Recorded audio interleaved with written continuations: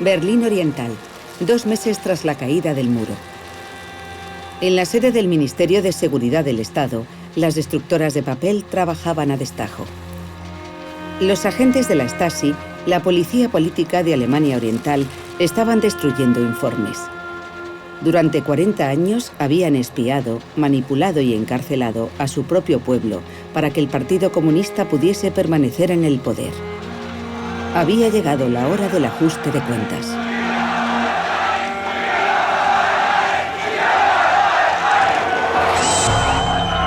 El 15 de enero de 1990, los ciudadanos de la RDA asaltaron la sede de la Stasi. Querían impedir que se destruyeran informes y expedientes. ¿Alguien quiere cheques de vacaciones de la Stasi?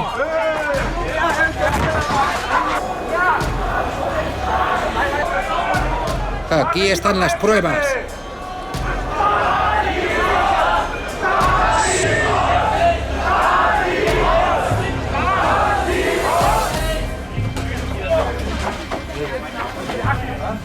Gracias a esta intervención, cientos de miles de expedientes, fichas, fotos y películas se salvaron de la destrucción. El botín de guerra está formado también por 16.000 bolsas que guardan 600 millones de pedazos de papel, documentos rasgados a mano que los agentes no tuvieron tiempo de hacer desaparecer. La Alemania reunificada se propuso descubrir toda la verdad sobre la Stasi y los destinos que destrozó. Una tarea descomunal. En 20 años, solo se han podido investigar 550 sacos. Los documentos se han reconstruido a mano o utilizando un programa de reconstrucción virtual especialmente diseñado por ingenieros, más rápido y eficaz que el cerebro. Más de 30 años después de la caída del muro, los exagentes rompen su silencio. Sus testimonios, confrontados con los de las víctimas y las revelaciones de los archivos, arrojan nueva luz sobre la Stasi y la dictadura que protegió.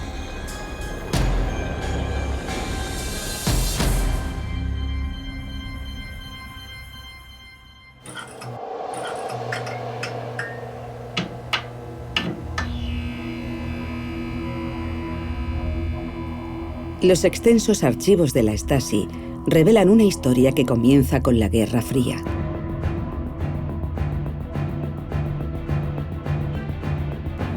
...1949. Al acabar la Segunda Guerra Mundial, se crearon 2 estados alemanes. Al oeste, estadounidenses, ingleses y franceses validaron la creación de la República Federal Alemana, la RFA, provista de una democracia parlamentaria. En el este, en la zona de ocupación soviética, Stalin estableció la RDA, la República Democrática Alemana, e impuso la dictadura del proletariado. Wir haben bei den Entwürfen der sozialistischen Stadt die Ratschläge berücksichtigt, die uns Genosse Stalin gab. Dirigida por el SED, Partido Comunista, la RDA seguía el modelo del hermano mayor soviético. Al igual que la Unión Soviética, el régimen de Alemania Oriental estableció una economía planificada, colectivizó la tierra y nacionalizó las empresas. También reclutó a sus ciudadanos, a partir de los 6 años, en organizaciones del partido como Pioneros y las Juventudes Comunistas.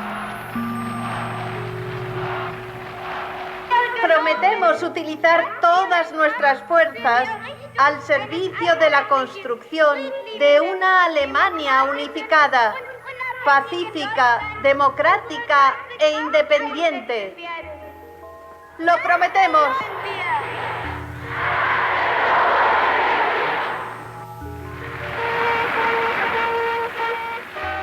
El entrenamiento militar consistía en unas semanas de juegos en campamentos de scouts.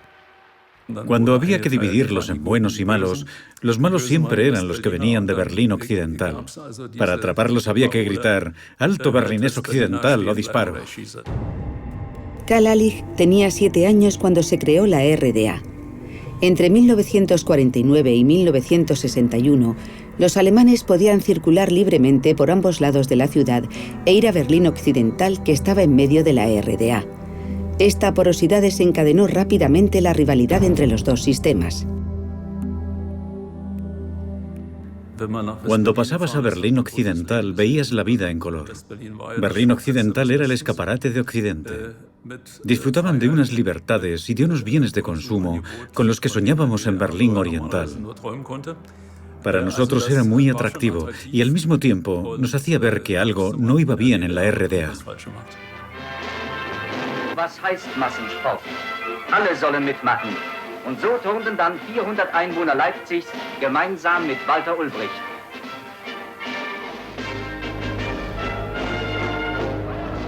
Frente a la seductora oferta de Occidente, la RDA tenía muy poco que ofrecer.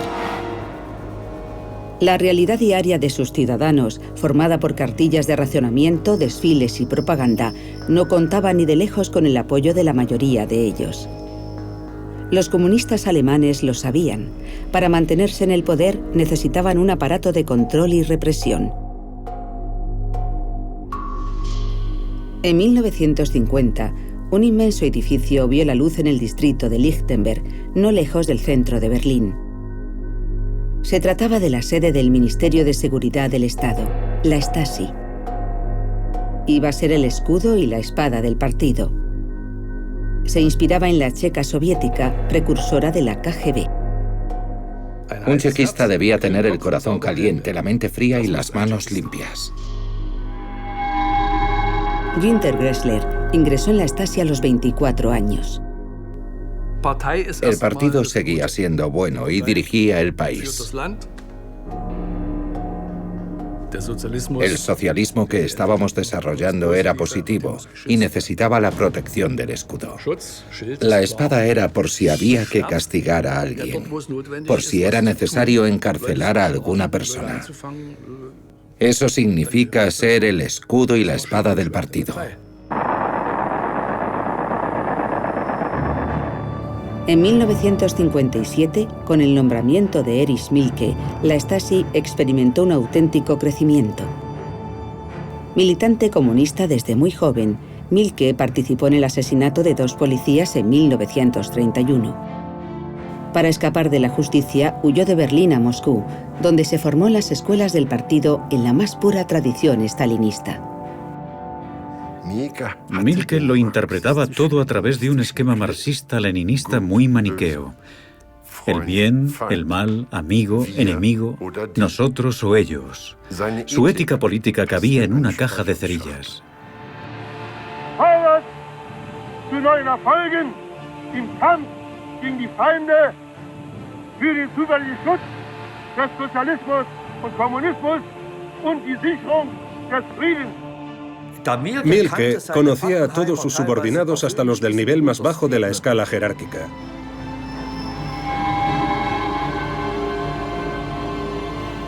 Era un hombre muy peligroso. Era cínico. Una vida humana. Dios mío, ¿qué más da? Hay tantas. Cínico y dogmático, Erich Mielke era el hombre ideal para hacer de la Stasi una herramienta de represión y control. Estaba obsesionado por combatir lo que llamó la desviación político-ideológica, PID en la jerga de la Stasi.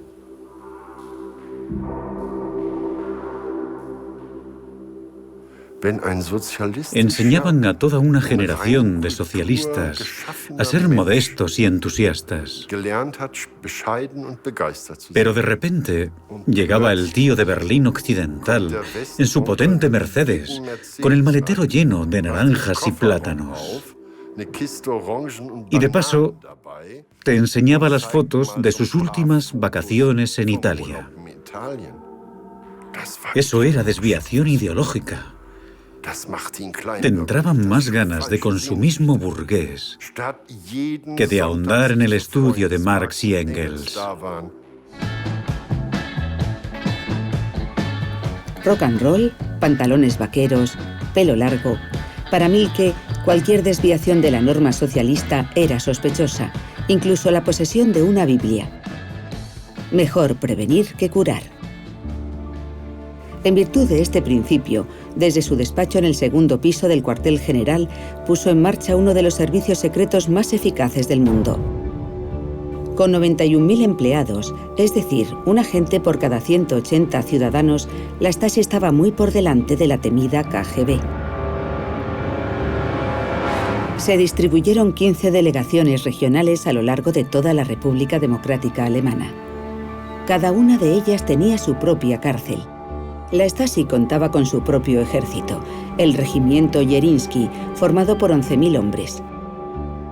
Los agentes, conocidos como los Caballeros de la Revolución, procedían de familias cercanas al régimen, con ideas políticas compatibles. La RDA era mi país. Tenía razones para sentirme orgulloso de que me escogieran para participar en su construcción.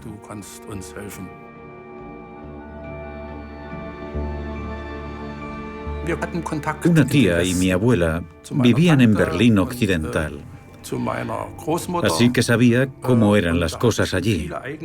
Y no siempre tuve buenas experiencias.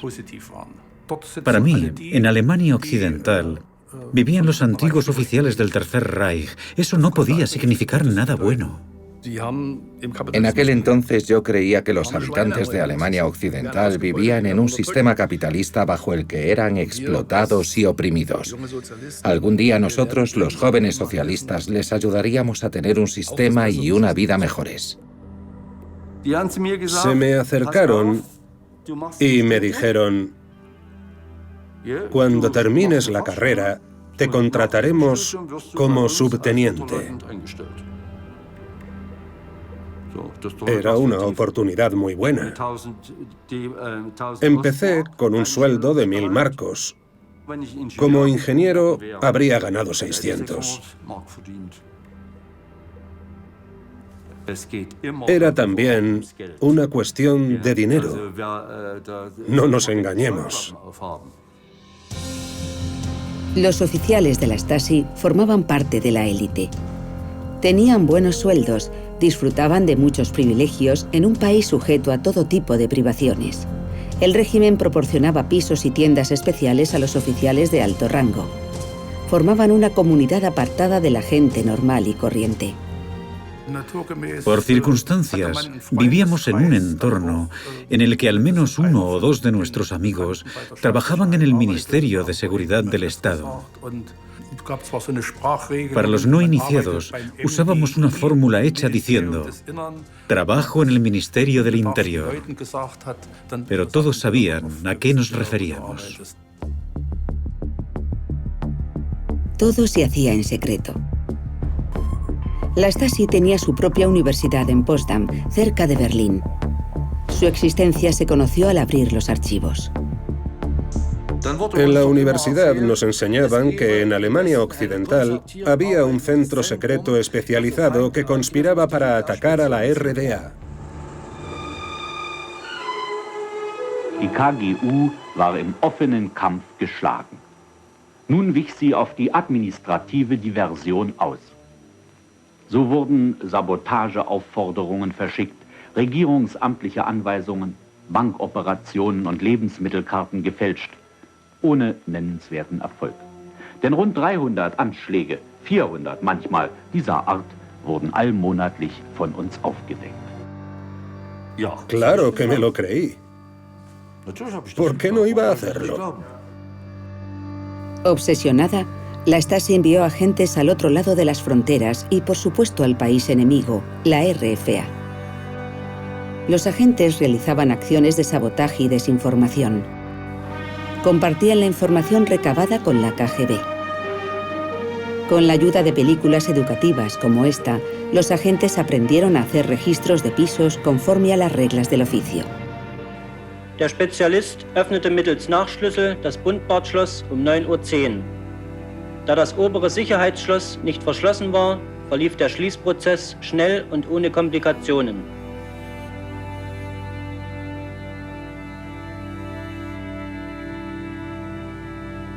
Die Mitarbeiter begannen mit der Durchsuchung des Wohnzimmers und fertigten, wie auch in den anderen Zimmern, Zuerst Übersichtsaufnahmen mit einer Polaroid-Kamera. Im Schrank auf dem Flur ein Romanmanuskript, Die Sommerferien, 292 Seiten. Aprendimos los entresijos del oficio, cómo poner escuchas, cómo interrogar a la gente.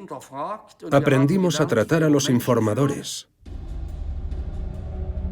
Para mantener a los ciudadanos bajo control, la Stasi puso en marcha una vasta red de espías aficionados que reclutó entre la población. Los llamaban colaboradores extraoficiales. El proceso de selección duraba como mínimo 9 meses. Primero había que ver cómo se desarrollaban las conversaciones, hasta dónde estaba dispuesto a llegar el candidato, su lealtad al partido. Solo después se tomaba la decisión de que fuera o no colaborador extraoficial. Muchas personas, sobre todo en el sector financiero, se presentaban de forma voluntaria para ser uno de ellos. Un día seleccioné a un director general de una empresa que se había presentado porque ya no aguantaba los fallos de su empresa.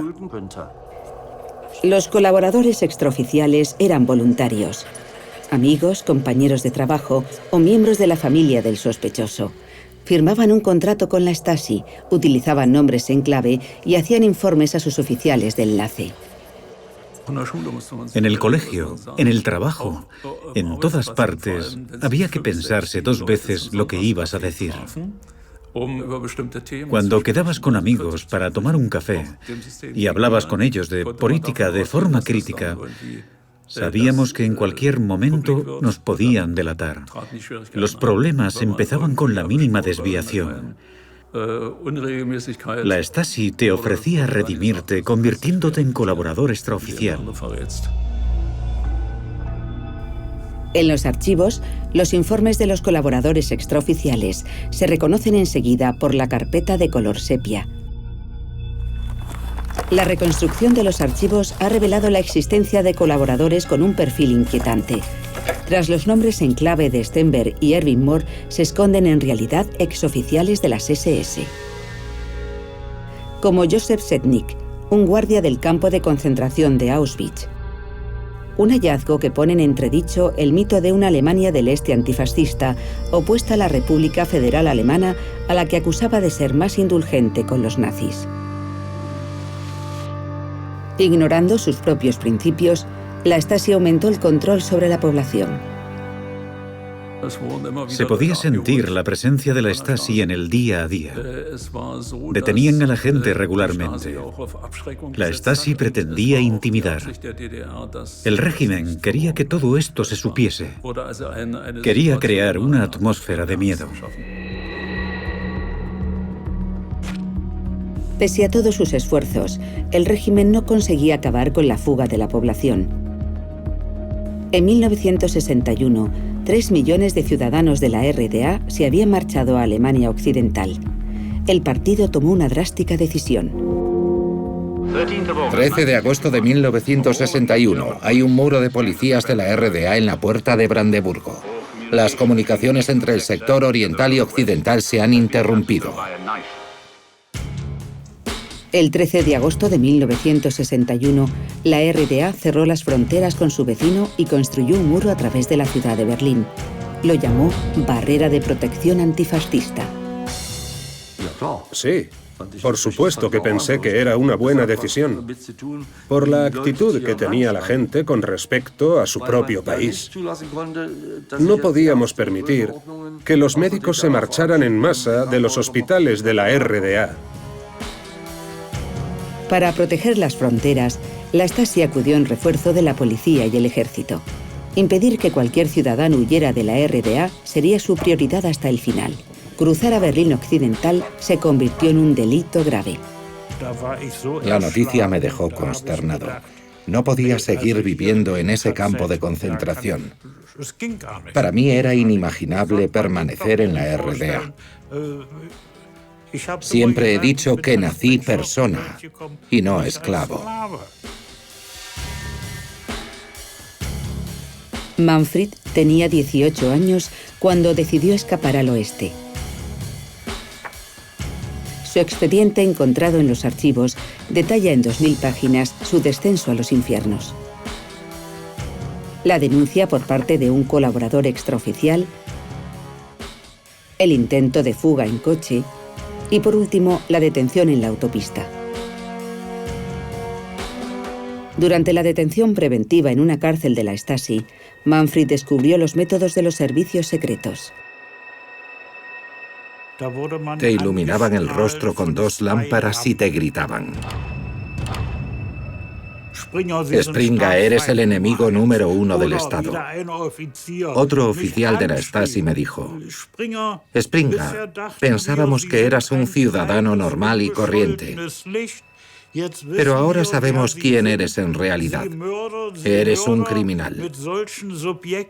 ¿Sabes lo que deberíamos hacer con los tipos como tú?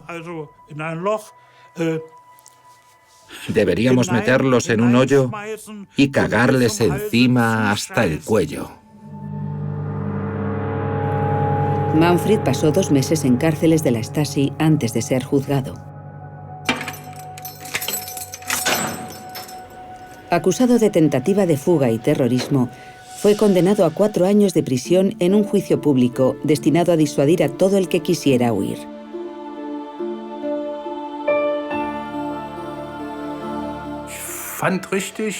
Me parecía normal que se castigase a todo el que violase la ley, independientemente del delito.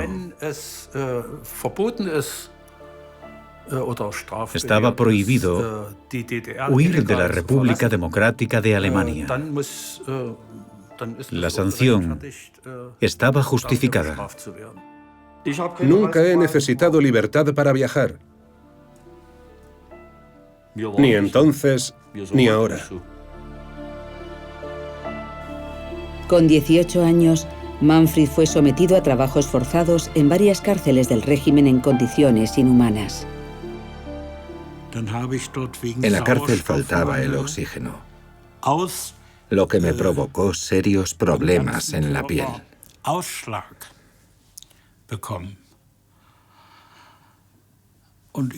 Tenía eczemas por todo el cuerpo. Cuando pedí ir al médico, me dijeron: le está prohibido, no pueden tratarle. Es un enemigo del pueblo. Está en contra de nuestro Estado y a favor de la política criminal del oeste. Me llevaron a una celda especial en la que mataban de hambre a los reclusos. A las 12 lo único que nos daban era una sopa de agua con 36 granos de cebada. Ni un gramo de tocino, ni carne, ni patatas, nada. Así es como esos cerdos comunistas querían acabar con nosotros.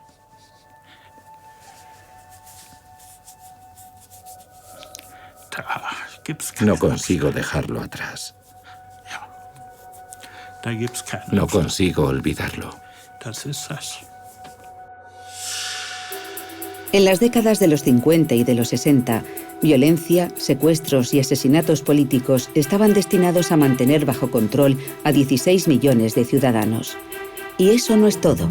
La reconstrucción virtual ha sacado a la luz los detalles de un plan de emergencia ultrasecreto, la Directiva 167.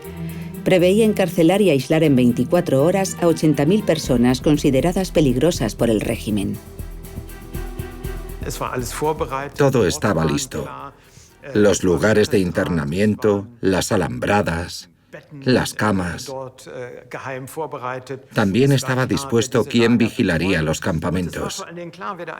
Y sobre todo, estaba decidido de antemano las personas a las que iban a encarcelar. Todas estaban fichadas. Estaba previsto hasta el nombre de los agentes que realizarían las detenciones. En los expedientes personales aparecía mencionado cada detalle, hasta la presencia de un timbre en la puerta de entrada. La Directiva 167 se actualizaba cada año. Era el arma total de la Stasi. En caso de crisis debía proteger de su propio pueblo al partido. Wenn heute unsere Arbeit als erfolgreich eingeschätzt wurde, so ist das in erster Linie Ausdruck dafür, alles in unseren Kräften Stehende zu tun, die Deutsche Demokratische Republik gegen alle Anschläge und Machenschaften unserer Feinde jederzeit zuverlässig zu schützen. Como recompensa a los servicios prestados, el jefe de la Stasi fue ascendido y se convirtió en miembro del Politburó, el máximo organismo político del país. En 1971, el nuevo secretario del Partido Comunista era Erich Honecker. Entre el este y el oeste reinaba un ambiente relajado. Se estaba produciendo un acercamiento entre los dos bloques enemigos. Hacia adelante, hacia atrás. A la izquierda, a la derecha. Hacia adelante, hacia atrás. Gracias a todos. En la Stasi cunde el pánico. Para Mielke, la distensión era una especie de contrarrevolución. Es decir, un método muy pérfido para debilitar el socialismo. Fue necesaria la intervención de los dirigentes soviéticos y del KGB para que Mielke aceptara la política de distensión. La RDA decidió jugar al juego de la distensión por razones económicas. Erich Honecker necesitaba dinero, así que pidió créditos a Helmut Schmidt, su homólogo en Alemania Occidental. A cambio, el régimen debía facilitar más intercambios entre las dos Alemanias y permitir el acceso a la RDA a los periodistas germano-occidentales. La Stasi tenía que cambiar el método para encubrir las violaciones de los derechos humanos de las que era culpable. En este contexto, Tatiana Sternberg, una joven empleada de un hotel berlinés, se enamora de Antonio, un italiano instalado en Berlín Occidental. La pareja decidió casarse, pero Antonio no quería vivir en la parte oriental. Tatiana hizo una solicitud oficial para abandonar la RDA, pero le fue denegada. Nos sentimos tan frustrados que hice un comentario del tipo: habrá que buscar otra forma de conseguirlo. Eso bastó para alertar a la Stasi. Tiempo después, descubrí en mi expediente que a partir de ese momento empezaron a vigilarnos.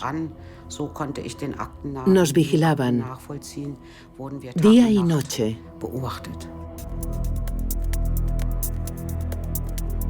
El caso de la empleada de hotel sospechosa de tentativa de fuga pasó a ser lo que la Stasi denominaba una operación de observación. Recuperado en los archivos, su expediente revela las etapas de una intensa vigilancia. Estas fotos fueron tomadas delante de mi casa. Estábamos transportando muebles. También sacaron fotos de todas las personas que nos ayudaron e incluso de los objetos que trasladamos.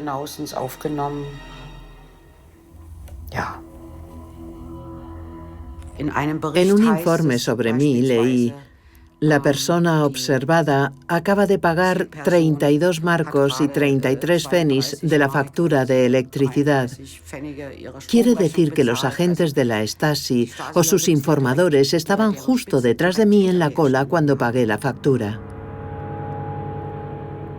Tiempo después hubo fases en las que los agentes se colocaban de forma que yo pudiera verles para asustarme, pero también para que supiera que me tenían en el punto de mira.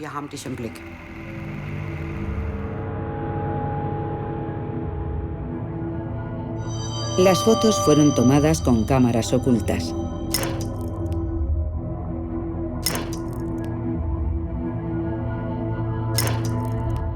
Abrían el correo utilizando máquinas especialmente creadas para este propósito. Dentro del ministerio, todo un departamento se encargaba de desarrollar medios técnicos para luchar contra los enemigos del pueblo. Nadie habla del Departamento de Tecnología Operativa. No era muy conocido, pero era muy importante.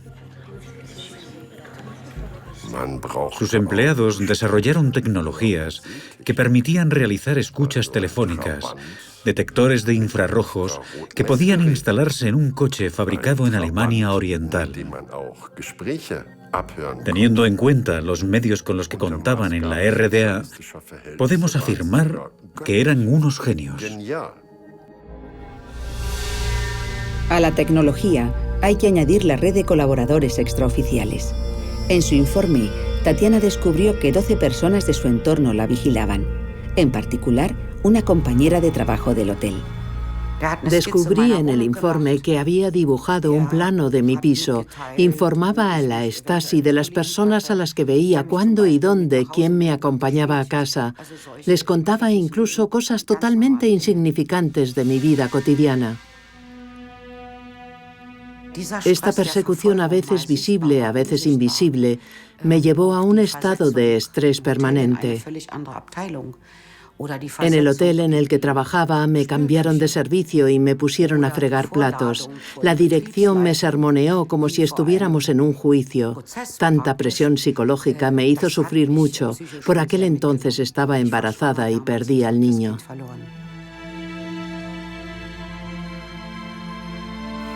La Stasi utilizó el plano que había dibujado su compañera de trabajo para proceder a la detención de Tatiana.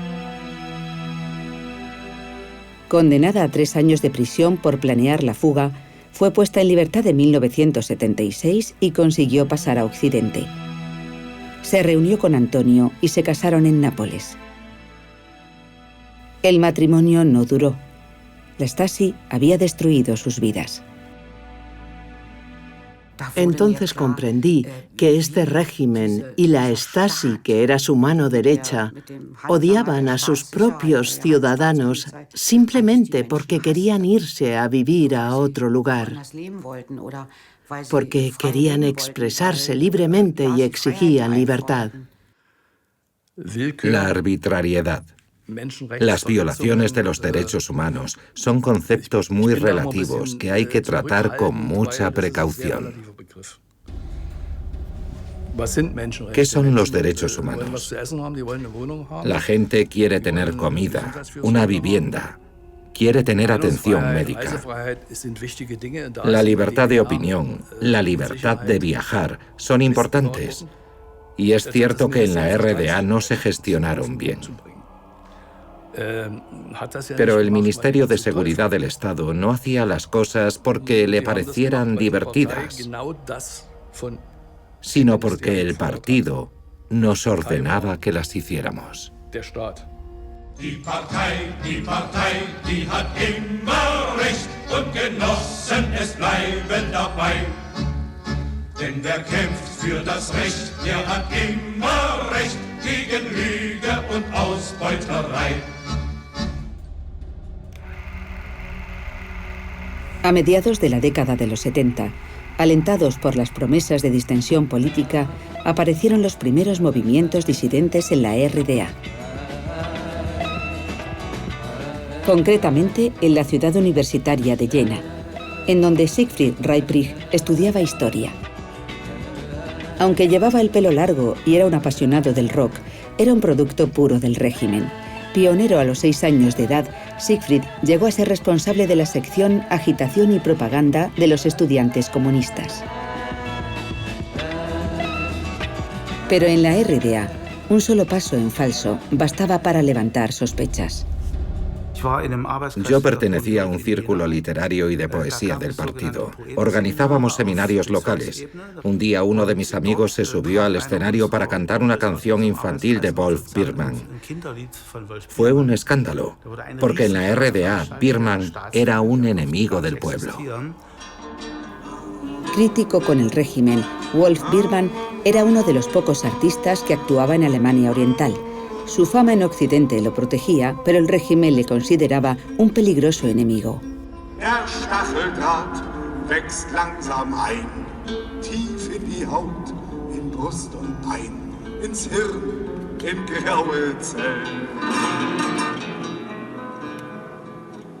Umgürtet mit dem Drahtverband ist unser Land ein Inselland, umbrandet von bleiernen Wellen. Esa misma noche nos interrogó la Stasi. Sabían que procedíamos de familias fieles al régimen y nos presionaron para que nos distanciáramos oficialmente de Birman. Y entonces por primera vez dije lo que realmente pensaba. ¿Qué me iban a hacer? ¿Fusilarme? Stalin llevaba muerto mucho tiempo. Nunca entendí por qué la gente ensuciaba la imagen de su país criticándolo ante Occidente. Era una cosa que no podía soportar. En el transcurso del interrogatorio, la Stasi le propuso a Siegfried ser colaborador extraoficial.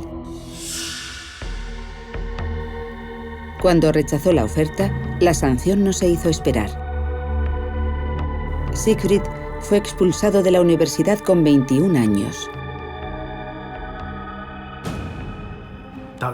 Fue mi muerte profesional. No vivía en un estado de derecho, no podía abandonar el país, ni contratar a un abogado para impugnar la decisión. Empecé a trabajar como obrero en la parte baja de la escala social, haciendo los peores trabajos. ¿Quieren saber lo que pensé al respecto? Que más le hubiera valido ir a clase ese día. Para mí, su comportamiento era inaceptable. Cada cual es responsable de su destino y debe asumir las consecuencias de sus actos.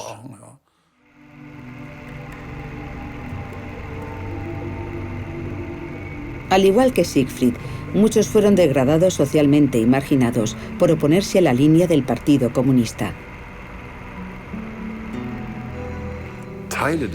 Una parte del ministerio, sobre todo los agentes de contraespionaje, comprendió que no se trataba de enemigos en el sentido estricto del término. Pero a Mielke le daba igual. Para él, estaban en contra de las decisiones del partido. Eran enemigos, adversarios ideológicos. El que fuera pionero y activista socialista pasó a ser objeto de vigilancia para los servicios secretos. Las 3.000 páginas que forman su expediente revelan la importancia que le concedió la Stasi. Abrían su correo sistemáticamente. Los colaboradores extraoficiales informaban a sus oficiales del nazi, del menor acto y gesto que hacía. Pero la Stasi no se conformó con recabar información sobre Siegfried y su esposa. Presionó a la pareja con unos métodos muy particulares. Al llegar a casa nos dábamos cuenta enseguida de que alguien había estado ahí. La puerta estaba abierta, las luces encendidas y la radio funcionando. Sucedió en varias ocasiones. Mi mujer se aseaba en una pequeña habitación que daba al jardín. Desde ahí veía regularmente a un tipo con ropa de deporte que la espiaba escondido detrás de los setos. Todo esto puede leerse en nuestro informe. No me invento nada. La pareja fue víctima de lo que la Stasi denominó literalmente la descomposición psicológica. Un método malicioso de tortura que los servicios secretos elevaron a la categoría de ciencia. Se toman los principios de la psicología, ciencia que se supone que contribuye al desarrollo personal del individuo, y se les da la vuelta para conseguir lo contrario, es decir, la destrucción de la personalidad. Las técnicas de descomposición psicológica se enseñaban en la Universidad de la Stasi, donde esta disciplina tenía su propia cátedra. La reconstrucción de los archivos ha sacado a la luz las tesis doctorales de algunos oficiales. Los agentes utilizaban las técnicas de descomposición para elaborar operaciones de desestabilización. Existen ejemplos muy conocidos. Los oficiales de la Stasi entraban en los pisos, cambiaban algunos objetos de sitio o se llevaban solamente los trapos de un color y dejaban el resto. Y claro, si le cuentas a un psiquiatra que han entrado en tu casa para robar paños de cocina, te toman por loco. El objetivo era desacreditar al individuo dentro de su grupo. Si contaban que alguien había entrado en su casa para robar trapos o para cambiarlos de sitio, los tomaban por locos. Otra técnica consistía en repartir todos los días una carga de carbón en casa de personas que tenían calefacción central. El objetivo era perturbar la rutina del individuo en cuestión. Un procedimiento que perseguía el mantenerlo ocupado para que no le quedaran fuerzas y no pudiera dedicarse a actividades disidentes. El método imperceptible no reemplazó al método de fuerza. En Jena, los agentes de la Stasi pasaron a la ofensiva y detuvieron a los disidentes. Para su sorpresa, Siegfried se libró. La Stasi tenía otros planes para él. Sería el elemento clave de una conspiración destinada a romper la unidad de su grupo. Mi amigo Jürgen Fuchs estaba encarcelado en Hohenschönhausen, la prisión central de la Stasi en Berlín. Le enseñaron unos documentos escritos de mi puño y letra y le dijeron que yo estaba en la celda contigua, confesando y cooperando con ellos. Después, la Stasi difundió un montón de rumores sobre mí. Decían que me habían enviado de nuevo a la cárcel y me habían hecho colaborador extraoficial. Estaba bloqueado. Fue una época muy difícil. En 1981, Siegfried y su esposa fueron despojados de la nacionalidad germano-oriental y expulsados a Occidente. Un método utilizado con frecuencia por el régimen para deshacerse de los elementos refractarios. Desde el exilio, Siegfried trató de ponerse en contacto con sus amigos, pero los rumores difundidos por la Stasi habían envenenado la relación. Siegfried se vio solo, aislado. Tuvieron que pasar 10 años para que su nombre quedara libre de toda sospecha, gracias a su expediente que estaba en los archivos recuperados. Descomposición psicológica, vigilancia, detenciones. En la década de los 80, el sistema de represión estaba en pleno apogeo.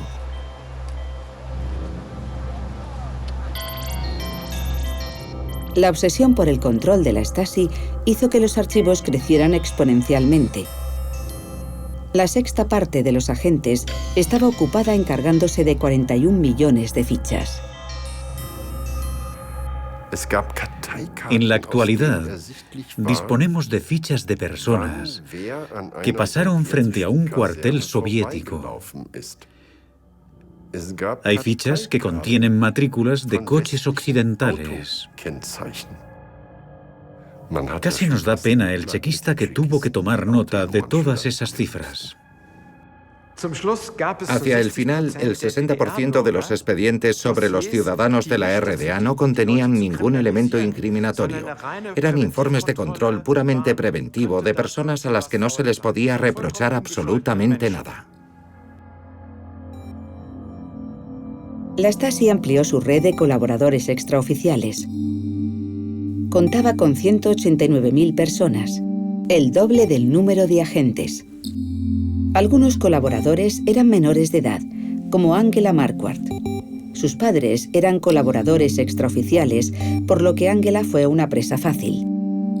Me crié en el regazo de esas personas. Era una niña cuando entraron en mi vida. Me parecían muy majos, se interesaban por mí, por mi colegio, mis actividades deportivas. Claro que tenían sus razones para ser amables. A los 15 años, animada por sus padres, Angela firmó la declaración de compromiso con la Stasi. Su nombre en clave era Katrin Brandt. Me hicieron preguntas sobre mis amigos de clase, como por ejemplo Silke y David. Hoy sé que la madre de Silke había realizado una solicitud para abandonar la RDA, pero en aquel momento lo ignoraba por completo. Ahora entiendo por qué se interesaban por ella. Me pusieron a prueba para ver hasta dónde podían llegar conmigo. Recuerdo que mis padres me pidieron que escribiera un informe sobre David. No me siento orgullosa de haberlo hecho, pero hice lo que me dijeron que hiciera. La Stasi puso a prueba a Angela porque la estaban preparando para tomar el relevo. Cuando alcanzase la mayoría de edad, la joven estaba destinada a infiltrarse en los círculos religiosos. Angela lo descubrió gracias a la apertura de los archivos. Habían planificado mi vida hasta 1995. Habían trazado mi trayectoria. Debía incorporarme a un grupo religioso. En mi expediente pone que después tenía que estudiar teología y al acabar la carrera sería operativa.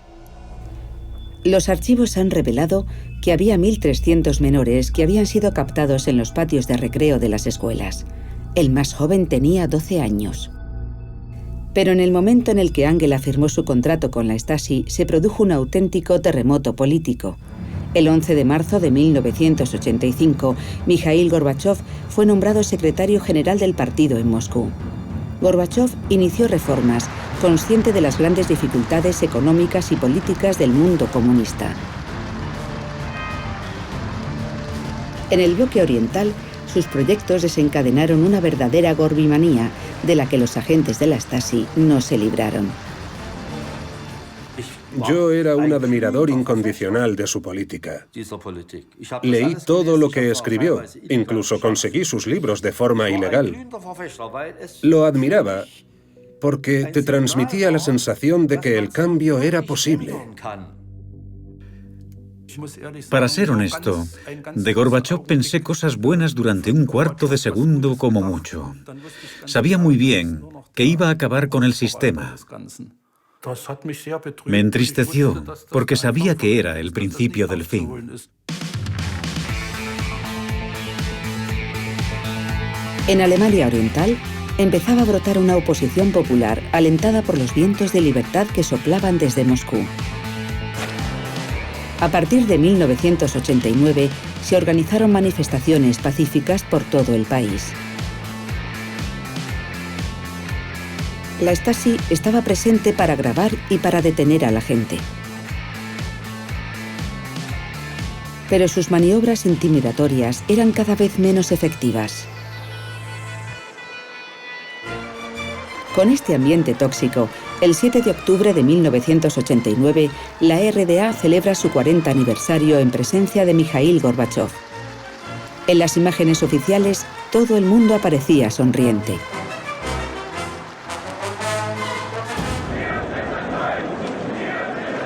Sin embargo, lejos de los festejos, ante las cámaras de la Stasi, las filas de manifestantes aumentaban de tamaño. Arruinar el aniversario de la RDA sería la última humillación. Al día siguiente, la situación era muy seria en el Ministerio de Seguridad del Estado. Mielke creía que había llegado el momento de utilizar su arma secreta, la Directiva 167, diseñada en la década de los 60. Incluso consiguió el apoyo de Honecker. Pero ante los padres y madres que paseaban tranquilamente con sus hijos, la Directiva 167 se derrumbó como un castillo de naipes. Derrotado pacíficamente por el pueblo, el partido renuncia a la violencia. Impotente, la Stasi se limitaba a anotar las consignas que en su mayoría la cuestionaban.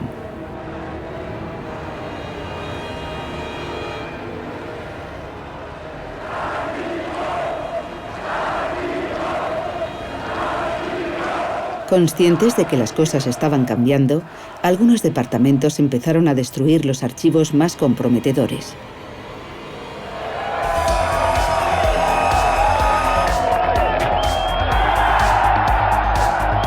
Aquella noche, la barrera de protección antifascista tan estrictamente custodiada por la Stasi cedió. Mejor aún, fue uno de sus agentes que ante la multitud no tuvo más remedio que abrir el primer puesto de control en Bornholmer Straße. ¡Es maravilloso!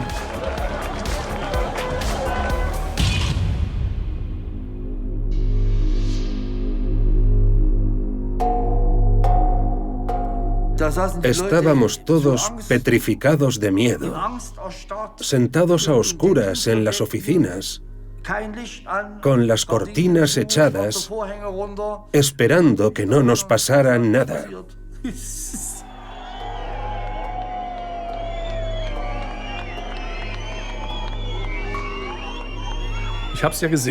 Lo vi en la tele. Eran tiempos de fuertes emociones. Nos preguntábamos qué iba a ser de nosotros.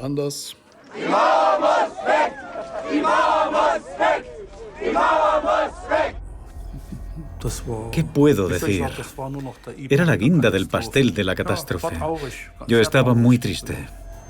La gente había cambiado de la noche a la mañana. Les manipularon por dinero. Nunca fui a buscar los 100 marcos de bienvenida que la RCA repartía a todo el mundo. Prefería que me cortasen la mano. La reunificación todavía no era más que un proyecto. Pero enseguida fue evidente que si no había un partido comunista que proteger, los servicios secretos germano-orientales no tenían ninguna razón para existir. El 30 de junio de 1990, la Stasi simplemente se disolvió tras 40 años de buenos y leales servicios. Cuando la Stasi se disolvió, tuvimos que ir a la oficina por última vez para entregar el arma de servicio, el equipo y las llaves. Todos recibimos una prima de 8.000 marcos orientales que había que cambiar por marcos occidentales y a otra cosa. Ironías del destino. Omnipresente y omnipotente, la Stasi lo tenía todo previsto, salvo su propia caída y la del régimen que protegía.